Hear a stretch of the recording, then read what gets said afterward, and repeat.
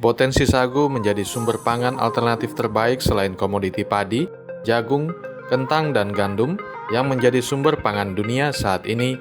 Dengan potensi sagu terbesar berada di Indonesia, seluas 1,2 juta hektar dari 2 juta hektar lebih potensi sagu di dunia yang tersebar di Papua, Maluku, Sulawesi, Kalimantan, dan Sumatera. Dikatakan sebagai sumber pangan alternatif terbaik karena sagu merupakan sumber pangan penghasil karbohidrat yang paling produktif di dunia dengan kemampuan produksi hingga puluhan tahun hanya dengan sekali tanam. Di Kabupaten Mimika, terdata 142.313 hektar potensi sagu yang tersebar di 15 distrik dengan kemampuan produksi mencapai 17 juta ton lebih dengan kisaran 120 ton per hektar per tahun di tiap distrik.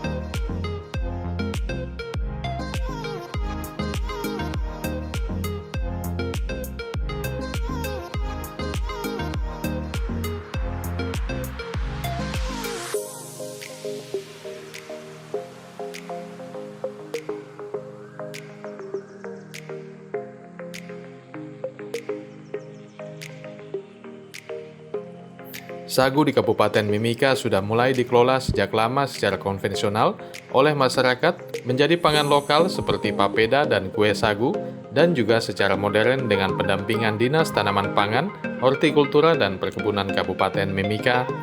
Dari potensi sagu, produk olahan sagu telah dikembangkan menjadi sumber pangan modern seperti mie sagu, gula cair sagu, tepung sagu, dan lainnya.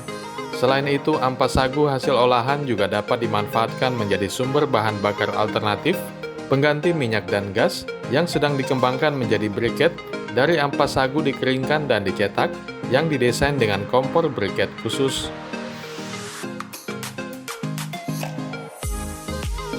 Kabupaten Mimika salah satu kabupaten di Provinsi Papua yang juga banyak tanaman pohon sagu. Sebanyak lebih dari 142.000 hektar pohon sagu, dan pada saat ini beraneka ragam sudah diolah, diproduksi. Ada satu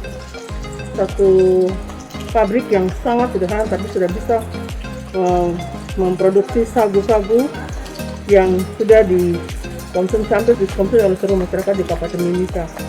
Jadi ada yang langsung sudah dibuat dengan alat yang sederhana yang diciptakan, dan ada juga pengolahannya sesuai dengan kearifan lokal yang ada di Kabupaten Mimika. Sagu ini kita tahu itu tidak bisa ditanam oleh petani dan lain sebagainya. Kalau daerah lain mereka tanam, karena memang kurang. Kalau di Papua ini banyak sekali, tidak ditanam, tumbuh saja. Jadi ke depan dari Dinas Pertanian kami sudah membuat ini penataan sagu biar rapi, karena sagu itu tidak bisa tumbuh dengan beberapa rumpun, banyak pohon di situ. Dia harus dibatasi mungkin sampai 9 sampai 10. Jadi nanti kita dibatasi dan ada pembersihan, membuat kanal atau jalan untuk produksi. Jalan produksi kita sudah merencanakan ke depan akan buat begitu untuk 15 distrik kalau tidak salah di Kabupaten Mimika yang ada pohon sagu. Jadi kita akan buat itu, mungkin ke depan juga bisa menjadi wisata untuk masyarakat Kabupaten Mimika. Selain kita produksi hasilnya, mungkin di situ juga bisa jadi tempat wisata untuk refreshing dan lain sebagainya. Jadi pohon sagu itu tidak ditanam kalau untuk Papua, tetapi tempat lain itu mereka tanam terus. Dan kita lihat juga tempat lain di provinsi lain itu atau kabupaten lain, dia lahannya atau lahan sagu itu kecil, tetapi produksinya lebih banyak. Kenapa kita tidak bisa sama dengan mereka? Karena kita punya lahan itu luas dengan produksinya banyak, berarti lahannya banyak, tanaman sagu itu banyak sekali, tetapi produksi kita masih terbatas ya, masih kurang, karena mungkin masyarakat menilai bahwa itu adalah makanan pokok dari khusus orang-orang, ya maksudnya masyarakat kita. Padahal nanti ke depan pasti makanan ini akan menjadi makanan nasional ya, selain beras mungkin dengan sagu juga. Kegiatan yang saat ini sedang dikerjakan adalah pembuatan briket untuk sebagai pengganti bahan bakar kompor, pengganti bahan bakar minyak dan gas pada kompor, dengan bahan dasar dari limbah perkebunan, limbah sagu, ampas sagu yang dipakai sebagai bahan dasarnya. Untuk proses pembuatan briket, biasanya persiapan peralatan di sini kami menggunakan pipa paralon, sedangkan untuk cetaknya dengan cara manual. Sedangkan bahannya dari ampas sagu, juga pakai tepung sagu, pati sagu yang sudah diencerkan untuk jadi bahan perekat pada briket. Kalau proses selanjutnya setelah sudah dicetak, boleh dijemur, boleh juga di oven. Kalau untuk mempercepat di oven. Kalau untuk kelas ekonomi rendah di kampung-kampung bisa dengan proses penjemuran langsung pada matahari. Tetapi kalau untuk tercepatnya dengan oven, setelah berhasil sudah menjadi briket. Saat ini briket masih dalam keadaan berat karena ada kandungan cairan, tapi setelah dijemur, setelah di oven, airnya akan menguap semua dan dia jadi kering. Bahan perekat dari sagu tadi nanti dia akan menyatu dengan ampas sagu, dan itu untuk membantu proses nyala di saat briket dibakar. Untuk ukuran pengganti bahan bakar minyak tanah 7 sampai 9 buah briket sama dengan 1 liter minyak tanah. Terus itu untuk 1 kali proses memasak.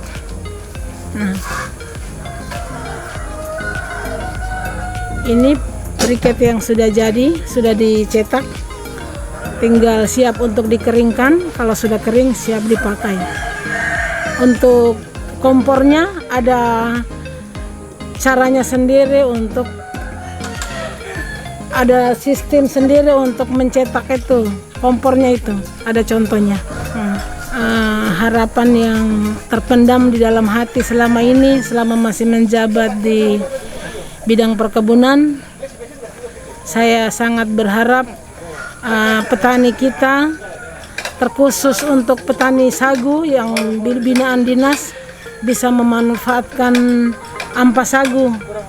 Jadi kalau tidak bisa dipakai untuk pakan ternak, kalau boleh diolah untuk bahan bakar kompor.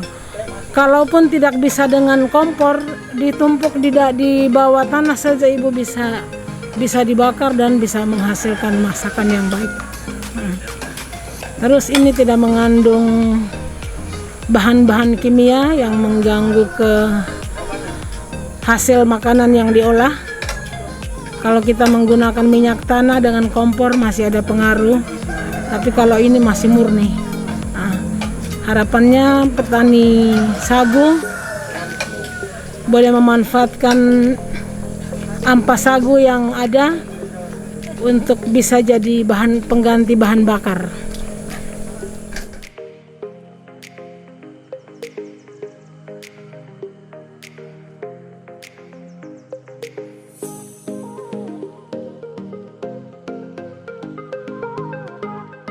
Salah satu pemilik pabrik pengolahan sagu di Kabupaten Mimika, Kuslan, mengatakan sagu menjadi potensi terbaik yang dapat dikelola di Papua, khususnya di Mimika, jika dikelola dengan baik oleh masyarakat dengan pendampingan dari pemerintah.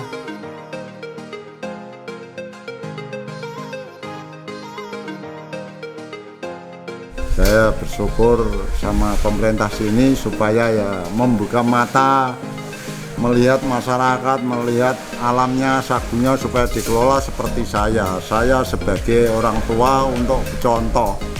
Jadi untuk membina nanti supaya berkelanjutan, supaya sagunya sini itu bisa dimanfaatkan betul-betul. Sagu kan seperti emas, kulitnya juga untuk kayu bakar, rebus-rebus makanan babi, ampasnya makanan bebek, makanan babi, sagunya dimakan gitu. Ini kan kita kasih contoh supaya ke depan itu sagu itu bisa dibikin mie, bisa bihun, kerupuk, es krim, apa saja, kue apa saja bisa sagu itu. Mulai saat ini pemerintah harus fokus mengembangkan ini. Soalnya kalau padi kita tidak menjamin, soalnya padi itu sudah didanai dari pusat, anggaran berapa saja itu kok mana, kan tidak bisa, kan tanahnya itu asamnya tinggi sekali. Harus sagunya yang ada saja ini dikembangkan supaya menuju masyarakat bisa sejahtera, itu saja pesan saya. Nah, ke depan itu supaya pemerintah pusat, pemerintah daerah sini supaya ikut campur, usulkan anggaran dari pusat supaya mengelola hutannya, ditanami, disekat-sekat. Pemerintahnya seperti di Mapur Jaya dikasih pabrik,